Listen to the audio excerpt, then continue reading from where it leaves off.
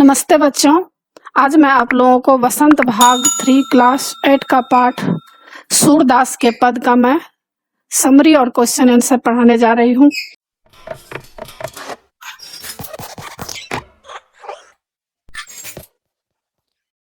बच्चों, क्लास 8 वसंत और क्लास 8 भारत की खोज के सारे चैप्टर्स का इंपॉर्टेंट क्वेश्चन एंड आंसर का पीडीएफ को डाउनलोड करने के लिए और क्लास 8 वसंत और क्लास 8 भारत की खोज का टेक्स्ट बुक का पीडीएफ फाइल डाउनलोड करने के लिए आप इस वीडियो के डिस्क्रिप्शन में दिए गए प्रोसेस को फॉलो करके आसानी से पीडीएफ फाइल डाउनलोड कर सकते हैं। अगर आपके पास टेक्स्ट बुक और इम्पोर्टेंट नोट्स नहीं है तो आप इस पीडीएफ फाइल को डाउनलोड करके आसानी से पढ़ाई कर सकते हैं और अच्छे मार्क्स ला सकते हैं। और बच्चों, इससे पहले भी आप लोगों का क्लास 8 का मैं बहुत सारा वीडियो बना चुकी हूँ। समरी, फुल क्वेश्चन आंसर और फुल एक्सप्लेनेशन। उन सबको देखने के लिए आप ऊपर दिए गए आई बटन पर क्लिक करके देख सकते हैं या नीचे दिए गए डिस्क्रिप्शन बॉक्स में देख सकते हैं या प्लेलिस्ट में देख सकते हैं। और व्याकरण भी बहुत ही आसान रूप में मैं बनाई हूँ। व्याकरण आप आसान रूप में समझ जाएंगे। और बच्चों, आप जो भी चैप्टर पढ़ना चाहते हैं उस चैप्टर का नाम लिखकर उसके आगे मेरे चैनल का नाम लिखिए, देवनागरी DEVZ स्पेस देकर NAGRI, और YouTube पर सर्च कीजिए। आपको वह चैप्टर आसानी से मिल जाएगा और आपकी पढ़ाई आसानी से हो जाएगी। और बच्चों, अभी मैं आप लोगों को सूरदास के पद का मैं सारांश पढ़ाने जा रही हूँ और एग्जाम के लिए नीचे प्रश्न उत्तर भी रहेगा। तो सूरदास के पद सूरदास जी द्वारा लिखा गया है। इस कविता में संकलित पहले पद में बाल कृष्ण अपनी छोटी चोटी के विषय में परेशान एवं चिंतित दिखाई देते हैं। पहले पद में यह दिखाया गया है कि छोटे बच्चे जो कृष्ण है उनका मन है कि उनका बाल लंबा हो जाए, लंबी चोटी हो जाए। वे बार बार माँ यशोदा से अपनी चोटी के बारे में पूछते हैं। वे कहते हैं कि बार बार दूध पीने पर भी यह छोटी है। तुम तो कहती थी कि बार बार कंघी करने और गूंथने पर यह बलराम की तरह लंबी और मोटी होकर जमीन पर लौटने लगेगी। और माँ उनको कहती थी कि देखो बेटा, दूध तुम पी लो और जब तुम दूध पी लोगे तो तुम्हारी जो चोटी है बलराम भैया की तरह लंबी हो जाएगी, मोटी हो जाएगी और सांप के जैसे जमीन पर लौटने लगेगी। पर ऐसा हुआ नहीं। तुम मुझे बार बार कच्चा दूध देती हो। बालक कृष्ण ऐसी बातें सुनकर माता यशोदा उनकी और बलराम की जोड़ी बनी रहने का आशीर्वाद देते हैं। यानी माँ को यह चीज बहुत ही सुंदर लगता है जब उनका बच्चा ऐसी बातें करता है लंबी चोटी के बारे में। दूसरे पद में बालक कृष्ण की शरारतों से तंग एक गोपी माता यशोदा से उनके व्यवहार की शिकायत करती है। वह कृष्ण की करतूतें बताती है कि दोपहर में घर को सुनसान समझकर कृष्ण घर में आ जाते हैं।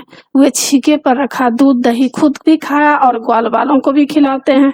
वह माता यशोदा से कहती है कि तुमने ही ऐसा अनोखा पुत्र पैदा किया है, तुम इसे मना क्यों नहीं करती। तो आगे आप व्याख्या भी देख सकते हैं। मैया कभी बढ़ेगी चोटी, कितनी बार मोहि दूध पियत भय, यह अजहू है छोटी। तू जो कहती बलराम की बेनी जो होए हैं लंबी मोटी, कारहत गुहत नहावत जय है नागिन सी भुई लोटी, कांचो दूध पियावत पची पची देती न माखन रोटी, सूरज चिरजीवों दो भैया हरि हलधर की जोटी। तो आप देख सकते हैं कभी का मतलब है कब, चोटी मतलब चुटिया, कितनी बार मतलब कितनी बार, पियत मतलब पीते हुए। तो बहुत ही सिंपल लैंग्वेज में इसमें लिखा गया है कविता। तो आप इसका अर्थ नीचे दिया गया है, उसको लगाकर आप पढ़ सकते हैं। कृष्ण कहते हैं प्रस्तुत, आप इस तरह से भी लिख सकते हैं कि बालक कृष्ण को माता यशोदा ने आश्वासन दिया था कि उनकी चोटी भी बड़ी हो जाएगी। तो इसको आप प्रसंग के रूप में भी लिख सकते हैं। प्रस्तुत काव्यांश वसंत भाग 3 में संकलित कविता सूर के पद से ली गई है। इसके रचयिता सूरदास जी हैं। इस पद में बालक कृष्ण स्वाभाविक जिज्ञासा एवं बाल सुलभ क्रियाओं का वर्णन किया है, जिसमें वे माता यशोदा से शिकायत कर रहे हैं। मैया कभी बढ़ेगी चोटी। बालक कृष्ण को माता यशोदा ने आश्वासन दिया था, यानी कहा था कि उनकी चोटी भी बड़ी हो जाएगी, पर कृष्ण की चोटी तो छोटी है।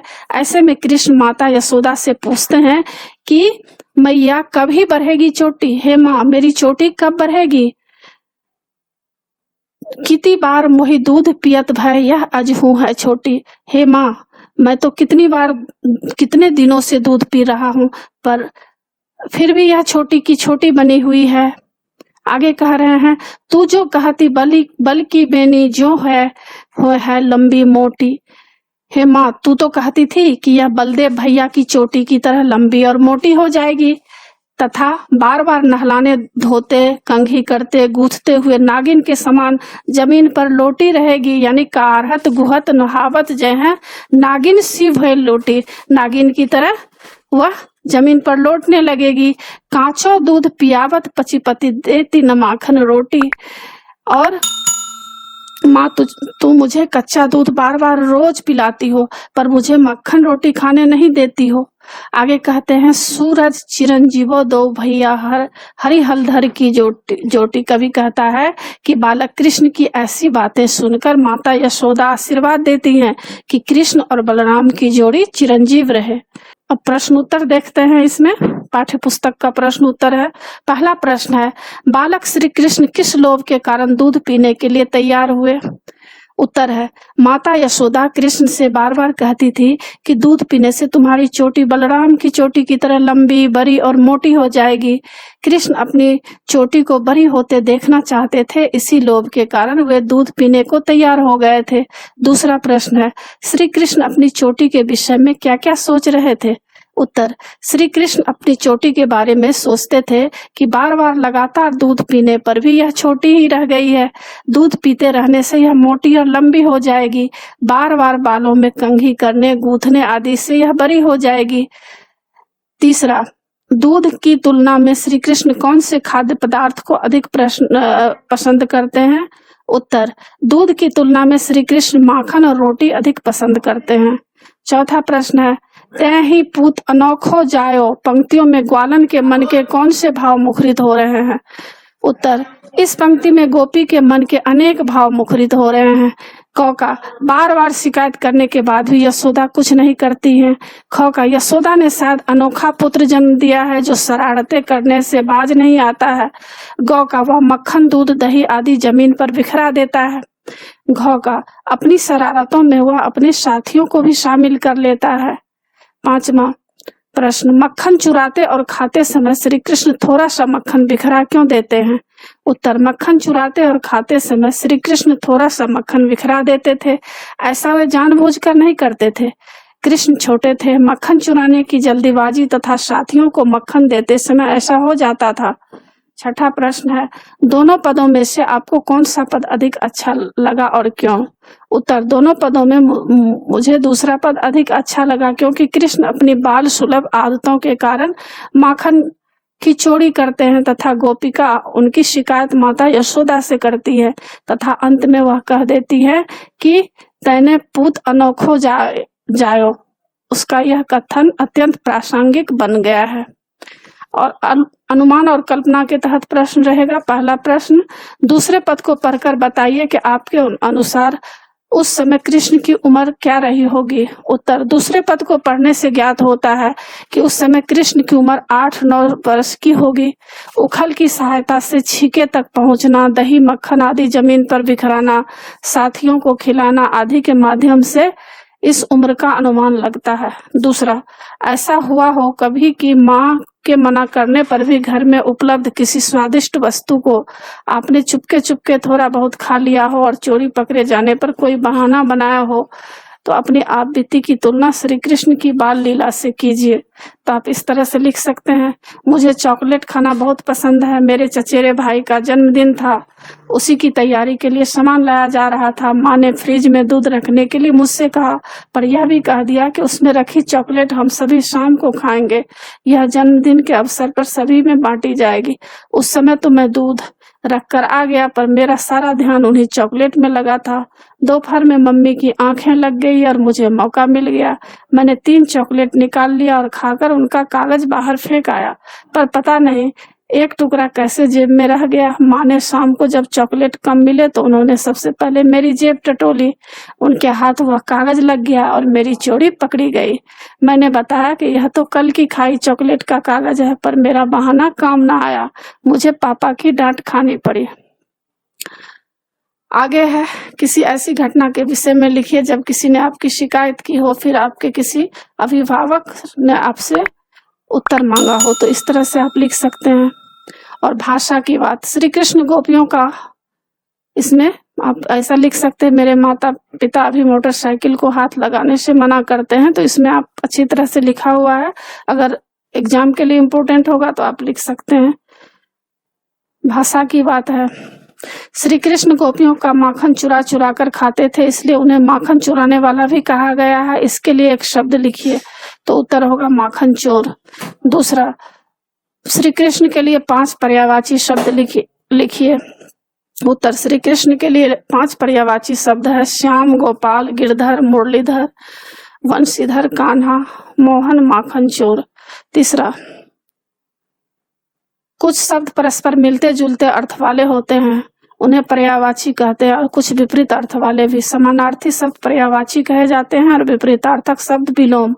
तो पर्यायवाची चंद्रमा का देखिए किस तरह से होगा, शशि, इंदु, राका, मधुकर का होगा भ्रमर, भौरा, मधु, सूर्य का रवि, भानु, दिनकर। और विपरीतार्थक शब्द होगा दिन का रात, श्वेत का श्याम, शीत का उष्ण। सूरदास के पद पाठ से दोनों प्रकार के कुछ शब्द नीचे दिए जा रहे हैं, तो इस तरह से आप लिख सकते हैं शब्द के पर्यायवाची शब्द। दूध का पाय, क्षीर, दुग्ध, तो इस तरह से आप पूरा बना सकते हैं बच्चों, आसानी से इसको आप लिख सकते हैं।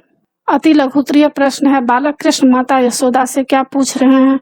उत्तर है, बालक कृष्ण माता यशोदा से अपनी छोटी चोटी के बारे में पूछ रहे हैं कि उनकी चोटी कब बड़ी होगी। वे भी अपनी चोटी को लंबी और मोटी देखना चाहते हैं। दूसरा प्रश्न है, बालक कृष्ण को किस बात पर आश्चर्य हो रहा है?